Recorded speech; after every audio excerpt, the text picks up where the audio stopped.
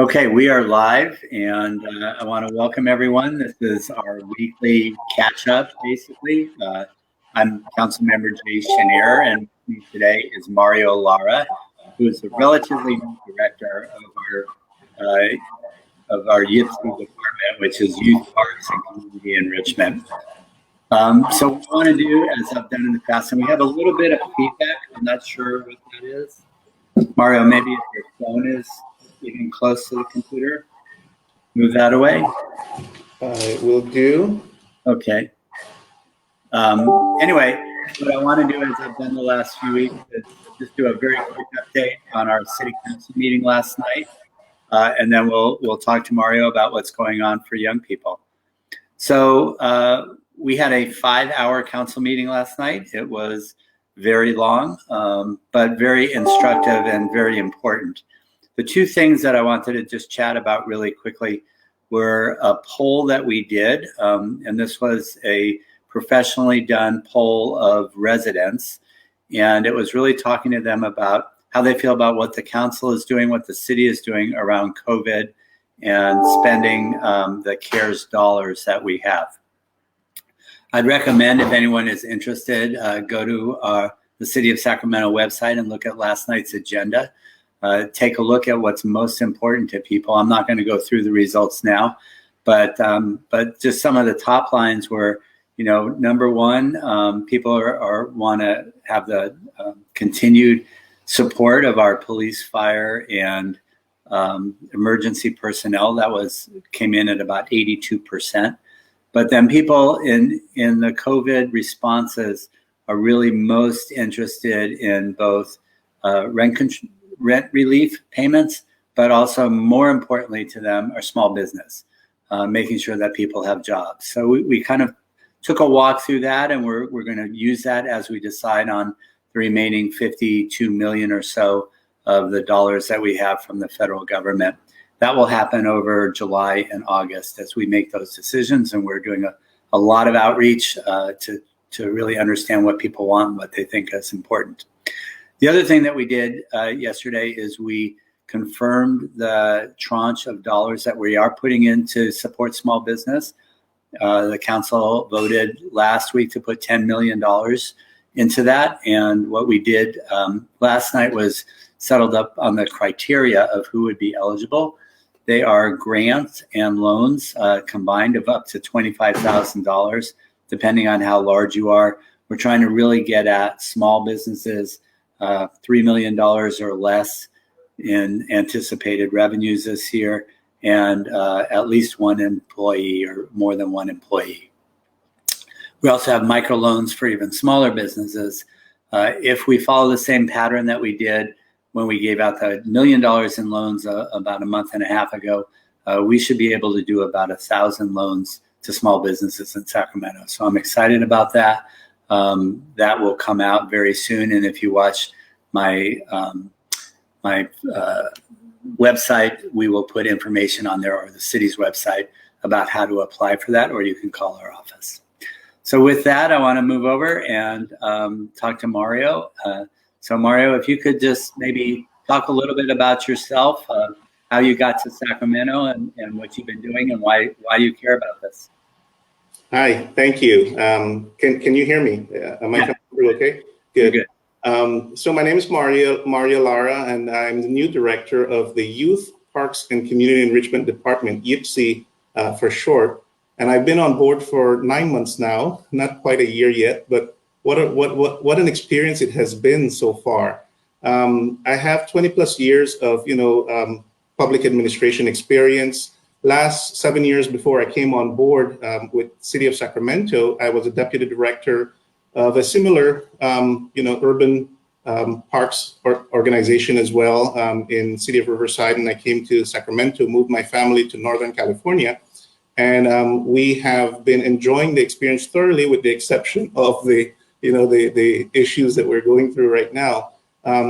Great community. I've been getting out and about, even though it's been a little bit challenging in the past few weeks. And I'm happy to be here. What a great team the city of Sacramento has. What a great community it is to serve. And I look forward to talking about some of the exciting things that we're going to be able to provide over the summer. So great to be here. Thank you for having me. No, it's a pleasure to have you. We have so many wonderful people working for the city who are trying to just do better for all Sacramentans, and it certainly puts you in there. And it's been really nice getting to know you over these last 9 months or so. Maybe we could start with the big picture on the department. What do you see as kind of the big vision for the department, and what you hope to accomplish in your tenure there? I know that's a big question. You can bite off little pieces of it, but I think it goes hand in hand of like, why did you come to Sacramento? What do you want to achieve here? Absolutely. Well, one of the things that really attracted me to coming to Sacramento and to this department in particular, prior to me arriving here, the department had gone through quite a bit of reorganization and had gone through a internal strategic planning session where it really redefined itself, and it's still in the midst of going through a culture change and shift in terms of fulfilling the priorities that are laid out by council as well as the community. It was renamed really to Youth, Parks, and Community Enrichment, with a strong focus on youth programs and services. Hence, it being in the name of the department. The tagline, through all of that strategic planning and developing its missions and vision, the tagline is, includes the issue of diversity and togetherness and community building. So all of that was very attractive to me, and I thought, wow, this is a dynamic organization that's in the midst of changing, and I'd like to be a part of that and like to help bring to fruition some of the goals and tasks that were identified through that strategic planning process. I was also aware that we were embarking on updating the park master plan, and that will involve a lot of community input and community engagement to be able to update that plan. It hasn't been updated in a while, and it's a good practice to update that every few years or so. Typically, it's about 10 years or so. And when I came on board, the consultant had already been selected, and we are in the middle of that process of updating the Parks Master Plan. So a lot of big changes, a lot of trying to be dynamic and recognize the needs of the community and responding to those needs within the community. So that requires obviously a lot of engagement, a lot of staff, rowing together, and leadership within the department so that we can meet those challenges in an effective manner. And I feel very confident in the short 9 months that I've been on board that we are well poised and well prepared to be doing so. And I hope that we have demonstrated that throughout this crisis, that who knew this was going to be happening, that we'd be living through a pandemic of epic proportions, something that we hadn't seen in 100 years in our communities. And I feel very proud that the department has been very nimble and capable in terms of stepping up and trying to be of service to the community. And I hope we get to talk a little bit about that as well. Yeah, well, let's talk about the parks a little bit. We'll get to youth, my favorite subject, but let's talk about parks, because what I've noticed, and I'm assuming this is citywide, is that our parks, I live in Curtis Park and take a couple of walks every day to just get out of the house, but walking around the park, it's busier than I've ever seen it. I've lived here in my house since 1990. So people are really utilizing our parks. Yes. Do you find that just to get out and walk and be safe, have you found that citywide? I do, and I've made it a purposeful effort to get out and go and visit the community and try to get to know it as best as I can. And I've been to both the regional parks and the neighborhood parks. Lots of neighborhood parks are out there, and yes, they are well utilized. The parks have remained open, and open space has been incredibly important for people to be able to get out, relax, reset, clear their minds, and have a space where they can, get a sense of relaxation and reset in a very difficult time, especially in the last few months that we've been going through. So the parks have been well utilized. They've remained open throughout the pandemic, with a few amenities that have had to be closed in alignment with the public health order that has been in place. But your parks maintenance staff and your park rangers and many employees really have been showing up to keep the parks maintained, clean, safe as best as possible throughout this time. And I appreciate that staff, because yes, the community is using and it is available for the community to use. We have posted signage to help educate the community as to how to use the parks safely, especially during this time. With social distancing, frequent hand washing, and all of the things that we need to do. But I see a lot of walkers. I see a lot of joggers. A lot of people out. In smaller groups utilizing the parks. Occasionally, we see issues that we have to address, and we try to do so in a very respectful manner and cognizant of the stresses that are out there right now. But for the most part, the parks are being utilized heavily.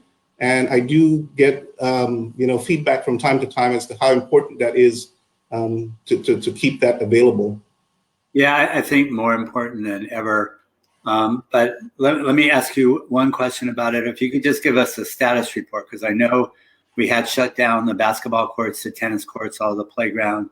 The open space has always been open, fabulous, and hopefully people are doing their social distancing and wearing their masks. But where are we with the amenities at this point? So the last update on the 12th, there have been several iterations of the public health order. The last one, the third most recent update on June 12th, moved the entire county of Sacramento to stage 3, and that relaxed a few of the things and made it more possible to have more programming available.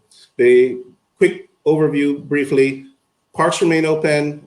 You are able to be out in the parks, practicing the regular normal practices of social distancing and washing hands. We are planning on opening up on a limited basis all of the community centers and to provide summer camp programming. So that is going to be coming online. Registrations are going to be opened up soon. Limited spots available because we do have to operate those programs in a safe manner, which requires a higher staff to participant ratio and social distancing to be in place. The pools are going to be open with this stage 3. That is one of the things that has been relaxed, and we are going to be able to operate a few of the pools. Again, it's going to be limited because we do have to put some strict measures in place to ensure that they are as safe as possible. We have to try to mitigate that risk as much as possible. So look forward to pools and summer camps. Registrations are going to be opening up soon. All the parks are open. The open spaces are available to be used.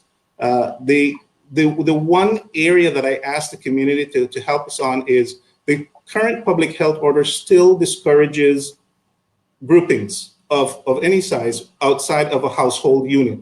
Unless you're within that household unit that lives together, you really should not be participating in group activities, contact sports. And I know that's a very difficult one because there's just a high demand and need really for young people and adults alike to get out and play sports. You might see that happening in some of the parks. Again, we're educating and we're relying really on the community to self-regulate and to try to adhere to the public health orders as best as possible. Right. Yeah. Yeah. I want to stay on parks just for one more thing. We had an interesting thing happen in Curtis Park. And I actually want to say thank you to you. We had, I don't know if it was actually a demonstration or an event with Black Lives Matter. And there was a large, I don't know what we would call it, Black Lives Matter piece that was built out of 2x4s with candles and all. And it was done with kind of a healing circle when they put it up, and they asked if it could stay there. And I know that you were out there almost immediately and agreed that as long as there's no safety issues, that can stay up. I think people in the neighborhood where I live are thankful for that. I see a lot of people walking over and hanging out by it. I have got a few calls from people who are upset about it. You're always in the you can't win department sometimes when doing government service, but I appreciate your attitude on that and leaving it. And I think it means something both to the folks who built it, young man named Zach, actually, and then to the neighborhood as well. So I think it's a statement that was made by BLM and one that should stay there as we move through this and hopefully have those courageous conversations within the neighborhoods. Let me turn a little bit to the youth piece that we've done, and I talked a little bit about this last week. So we had about a week and a half ago, or 8 days ago now, we had a joint meeting with our youth commission, Have you ever seen that happen before when you were in Riverside? You know, I had not. The city of Riverside did not have a youth commission. Actually, it had a youth council, but had a youth group, but not quite to the level that we have it here. Awesome to see. Great meeting, I thought, and the youth represented extremely well. You know, our staff did a lot of capacity building with the youth prior to that meeting. A lot of engagements, virtual engagements with them, and they were very well prepared. And I think participated with a lot of confidence, which is awesome to see. No, I thought they were great. I think they were very, very well prepared, and I want to thank your department for working with them to make sure. Because the worst thing we could have done is just put a bunch of young people up on the dais or in Zoom with the council and not worked with them before, so they knew what was going on. They were not shy. I thought they were very articulate about what they thought. They were clear on their priorities, which were around teen mental health, jobs, summer activities, and education, and very explicit about what they thought the city should do. And in response, we did about, I think, $3.8 million that night, added to some other work we've been doing, hopefully with the school districts. So over $7 million out of the CARES money that we put into youth. I think it's a down payment towards the future, and I look at it as an investment in these young people as we go forward. But tell me a little bit about the department and how it's operating. This was something new that the council reorganized or asked for a reorganization to really highlight. How is all that working and coming together?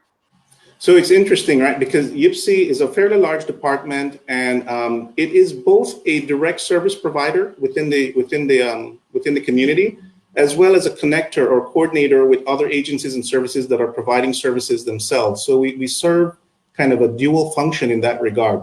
So maybe I should just kind of describe briefly the organization of the department. We have four main divisions within the department.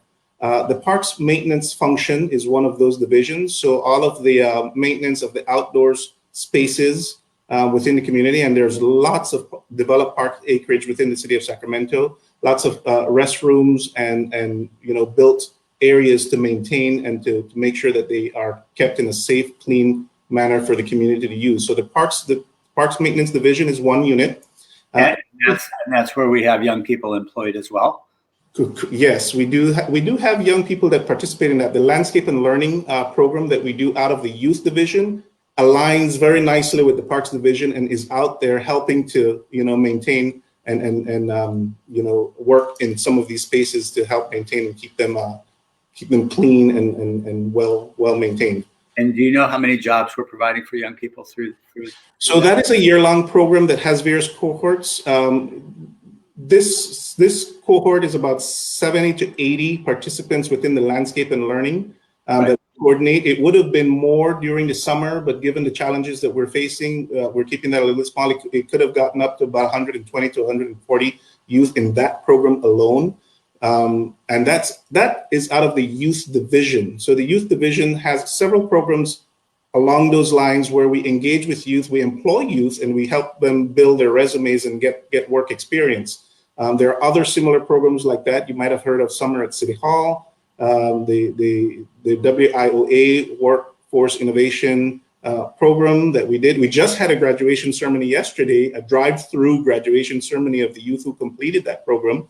And then we do employ as well a lot of youth in our community enrichment division area where we run our aquatics program. So a lot of the lifeguards that we hire on a seasonal basis are youth from within our community who gain good job skills, training, and help to build their resumes in that way. And we operate 8 pools typically in a normal summer. We're probably not going to be able to do all of that this summer. But yes, that is an area where we do employ youth and help them build their resumes and get a lot of experience that way. So the community enrichment division and the youth division both kind of overlay and collaborate with each other in order to be able to do a lot of those services. And then finally, we have the planning and admin section that does a lot of the longer term, planning, capital building projects and those sorts of things. And then we're also providing services for seniors.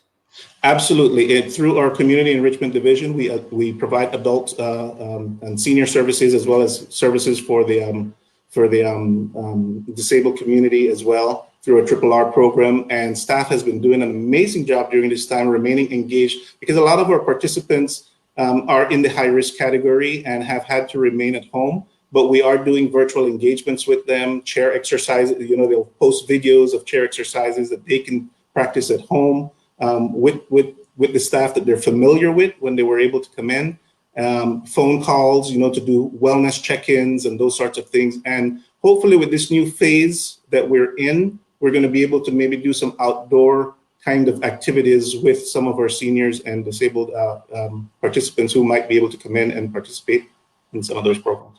Good. And then I know, Mario, we also have a Parks and Recreation Commission. Correct. Which are members that are appointed by the council members and the mayor. Joe Flores is my appointee. He's been there for a number of years, been very, very active. He was chair of the commission for a couple of years. Tell us a little bit about how you interact, or how the department interacts with the public kind of represented by the commission. Absolutely. So the commission meets on a monthly basis. It's an advisory body. We meet on a monthly basis, so we take, issues, whether it's issues of future planning, obviously the budget, any operational issue that needs some kind of oversight or policy discussion would be taken to the commission before it goes to council. Parks naming is one of them that is an important aspect that goes before the commission. So it broad range of issues that impact the operations of the parks that would go before the commission. Also, recognitions of volunteers and various entities that help, in terms of elevating the parks, the organization and what it does, would be recognized by the commission as well. Unfortunately, during this time, all of the commissions citywide have had a difficult time, having their public meetings. So we haven't had a public meeting, I believe, since March. We are hoping to come back into our public meeting, whether virtual or in person, hopefully in August, so that we can resume our engagement with the commission members. The chair and the vice chair, obviously, I try to be available to all of the commission members, but I also have a monthly meeting with the chair and vice chair to try to keep them up to date with what's been going on. Great. So let's go back for a second to when you came here. Were any big surprises? You came here to run a department that was kind of a reorganized department. I know that there have been a lot of slots that you've had to fill. And then boom, you're into COVID, and we're into everything else going on right now. But how are you finding your way through all of this? And were there any big surprises when you? I'm happy to report that there have been many pleasant surprises. Obviously, coming into a new role, I anticipated challenges, and knowing that the organization itself is going through a cultural shift and changes, implementing the strategic plan, you expect that there's going to be challenges along the way and conflict. But the team that I have encountered here, both internally, both the commission, the community that I've encountered, have been very welcoming and embracing and understanding and supportive of what it is that we do. And that has been a very, very pleasant surprise. I couldn't be more pleased with the decision that I've made to come to serve the community of Sacramento. And I am feeling very optimistic in my, you would think that during all of these challenges time, you would be exhausting and defeated. And we'll admit that some days it is exhausting, but overall, the teamwork, the sense of community, the tremendous amount of effort and just can-do spirit that is displayed, and the support from the community has all been very positive, and that has been a very pleasant surprise for me. Perhaps it shouldn't be surprising, but we're dealing with a lot of very difficult issues, and the level of support, I think, is very welcome and felt.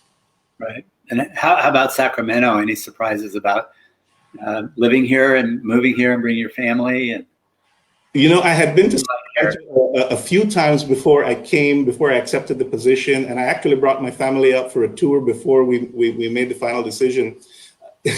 And I joke around a bit. It's a beautiful, both geographically, it's a diverse community. It has, it has everything that you would want in an urban setting, but with, a nice balance of open spaces and livability. We have been happy to get to know the community a lot better. Now, in terms of size and just trying to get around and getting to know it, that's going to take me a little bit of time, to get to know the community more, intimately and deeply. I still use my GPS when I'm out and about and trying to get around.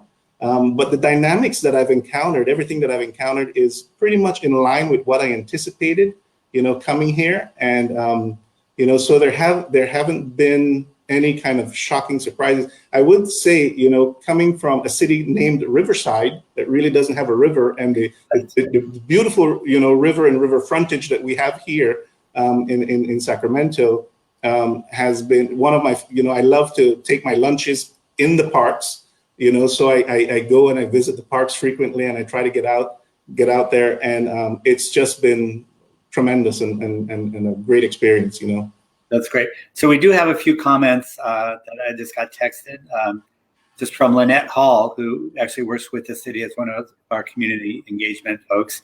This is super cool to have this discussion on Facebook. That's great. From Randy K. Stevens, are the LNL youth from all areas of the city? Yes, we do try to do a broad recruitment process, and that is something that I think we were going to need to start tracking maybe and reporting on a little bit better. We do understand the need to be able to draw from a broad, diverse community. So yes, I believe that is the case. I participated when I first came on board. I participated in a lot of the interviews, of the youth, because they do have to go through an interview process. And I'm just pleased to have seen the diversity and the different groups of people that I've met when I interviewed them, and the various schools that they're coming from across the city. Great. Have a question from Muriel Strand. Mario, have teens heard about permaculture? It's related to gardening kinds of work, and there are lots of YouTube videos.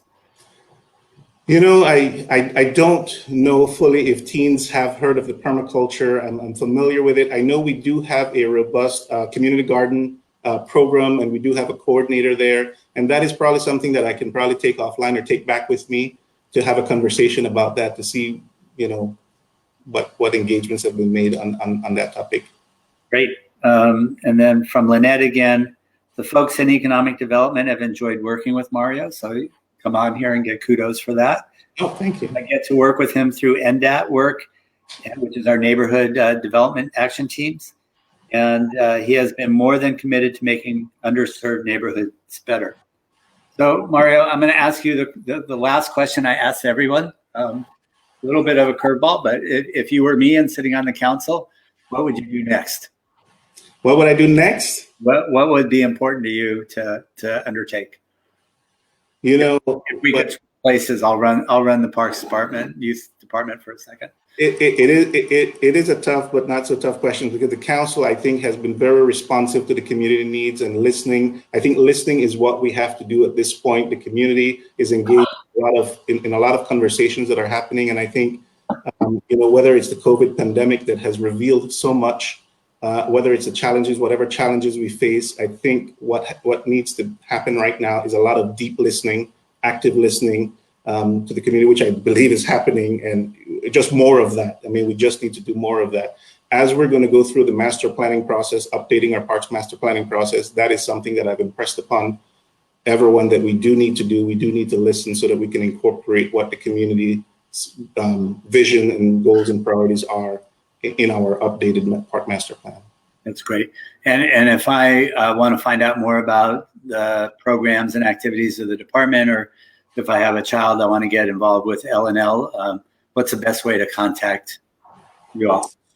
So like us on Facebook, so you can get those things. Visit us on our website, on the city's webpage, look for a department and register, become registered on our ActiveNet process. Whether you sign up for a class or not, if you're registered and you give us an email, you'll be able to get frequent updates from us. And, and 311, you can always, if you have an issue within the park that you want to report or get back to us, 311 is the best place to report any issues that you see out there, and we'll get on it right away. Great. So I should go to cityofsacramento.org, go to the Parks Department website or YPCE's department, and then I can find out how to register. Okay. Exactly. Great. Mario, Lara, thank you very much for spending a half an hour with us. We really appreciate it. The work you do, always important, but I think even more important these days with the limited availability of activities for all of us because of COVID, and having our parks really kept up and all of that. And I know that there's way more parks and fewer people than we've ever had working on them, but you guys are doing a great job. Please pass that on. And thanks very much. Thank you. Pleasure to serve. All right. We will see everyone next week.